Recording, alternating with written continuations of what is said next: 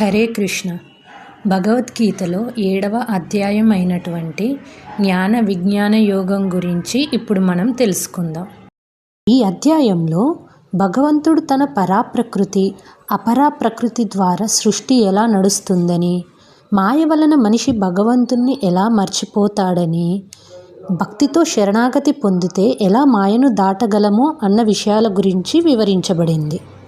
భగవంతుని గురించి నిజంగా తెలుసుకోవడానికి జ్ఞానం, విజ్ఞానం మరియు భక్తి అవసరమని ఈ అధ్యాయం వివరిస్తుంది. కురుక్షేత్ర యుద్ధభూమి నిశ్శబ్దంగా ఉంది. 2 సైన్యాలు ఎదురెదురుగా నిలిచాయి. కానీ అర్జునుడి మనసులో మాత్రం మరో యుద్ధం జరుగుతోంది. జీవితం, ధర్మం, దేవుడు అన్న ప్రశ్నలు అతని హృదయాన్ని కుదిపేస్తున్నాయి. అతని ప్రక్కనే కృష్ణుడు ప్రశాంతంగా నిలబడి సత్యాన్ని వెల్లడించడానికి సిద్ధంగా ఉన్నాడు. అర్జున, నన్ను సంపూర్ణ శ్రద్ధతో విను. నేను చెప్పబోయే జ్ఞానం, విజ్ఞానం తెలుసుకున్నాక ఇంకేమీ తెలుసుకోవాల్సిన అవసరం ఉండదు. ఇది కేవలం మాటల జ్ఞానం కాదు, జీవితాన్ని మార్చే సత్యం అని కృష్ణుడు పలికాడు. 1000 మందిలో కొద్దిమంది మాత్రమే సత్యాన్ని వెతుకుతారు అర్జున.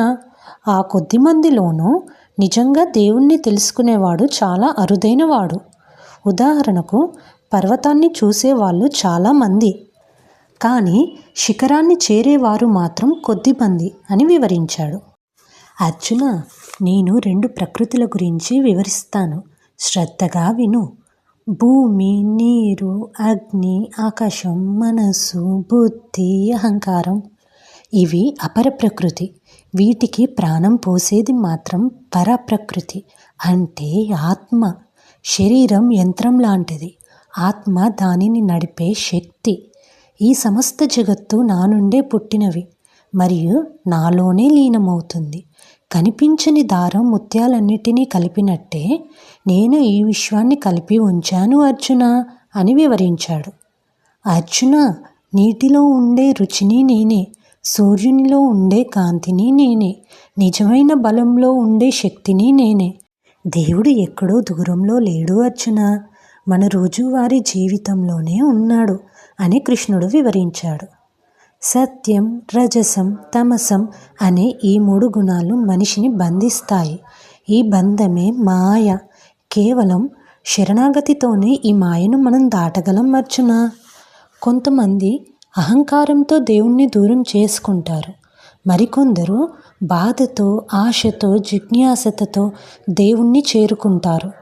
కానీ ఏ విధమైన కోరికలు కోరకుండా దేవుణ్ణి ప్రేమించేవాడే అత్యుత్తమ భక్తుడు. అర్జున, బలవంతులలో ఉండే కోరికను, కోపం లేని శక్తిని నేనే. అలాగే సమస్త జీవులలో ధర్మానికి విరుద్ధం కాని కోరికను కూడా నేనే. నిజమైన శక్తి అంటే ఇతరులను అణచడం కాదు, శాంతం మరియు దయతో ఉండి ఆత్మనియంత్రణ కలిగి ఉండడమే నిజమైన బలం. అలాంటి శక్తి దైవం నుంచే వస్తుంది అర్జున. అన్ని కోరికలు చెడ్డవి కావు అర్జున. ధర్మానికి అనుగుణంగా ఉన్న కోరిక మన జీవితం ఎదగడానికి సహాయపడుతుంది. కోరిక శుద్ధంగా ఉంటే అందులో నేనే ఉంటాను అర్జున. ఒక తల్లి, తండ్రి తన పిల్లలకు మంచి చదువు, మంచి భవిష్యత్తు ఇవ్వాలని కోరుకుంటారు. ఈ కోరికలో ఏ విధమైన లోభం లేదు, కానీ బాధ్యత మరియు ప్రేమ మాత్రం ఉన్నాయి. ఇలాంటి కోరిక దైవస్వరూపమైన కోరిక అని కృష్ణుడు వివరించాడు. ఒక విద్యార్థి కష్టపడి నిజాయితీగా జీవితంలో ముందుకు వెళ్ళాలని కోరుకుంటాడు. ఈ కోరిక అతని వ్యక్తిత్వాన్ని బలపరుస్తుంది. ఇలాంటి స్వచ్ఛమైన ఆశయాలలో నేనే ఉంటాను అర్జున. ఏ కోరికైతే లోభంగా, కోపంగా, అహంకారంగా మారుతుందో అది బంధనమవుతుంది. అదే కోరిక ధర్మంతో నడిస్తే జీవితాన్ని శాంతంగా మారుస్తుంది. అనేక జన్మల అనుభవాల తర్వాత వాసుదేవుడే సమస్తం అని ఆత్మ తెలుసుకుంటుంది. అప్పుడే భయం అంతమవుతుంది. తాత్కాలిక కోరికలతో చేసిన పూజ తాత్కాలిక ఫలితాలనే ఇస్తుంది. శాశ్వత సత్యాన్ని ఆశ్రయించిన వాడు శాశ్వత శాంతిని పొందుతాడు. కృష్ణుడు కేవలం ఒక రూపం కాదు, అతను కాలానికి అతీతుడు. గతం, వర్తమానం, భవిష్యత్తు అన్నీ అతనికి తెలుసు. కోరిక, ద్వేషం మనిషిని గందరగోళానికి గురి చేస్తాయి. ధర్మబద్ధమైన జీవితం మనసును స్వచ్ఛంగా చేస్తుంది.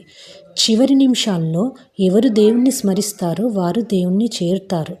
రోజు మనం ఎలా జీవిస్తామో చివరి క్షణం కూడా అలా మారుతుంది. దేవుడు దూరంలో లేడు. ఆయనే మూలం, ఆయనే మార్గం, ఆయనే గమ్యం. శరణాగతి భయాన్ని తొలగిస్తుంది. జ్ఞానం శాంతిని ఇస్తుంది. భక్తి జీవితాన్ని మారుస్తుంది. నీతి కృష్ణుడు కోరికను నాశనం చేయమని చెప్పటం లేదు, అది శుద్ధి చేయమని చెబుతున్నాడు. ఎప్పుడైతే కోరిక ధర్మంతో నడుస్తుందో అది బంధనం కాదు, అదే దైవస్వరూపం. మరికొన్ని వీడియోల కోసం please like, share and subscribe.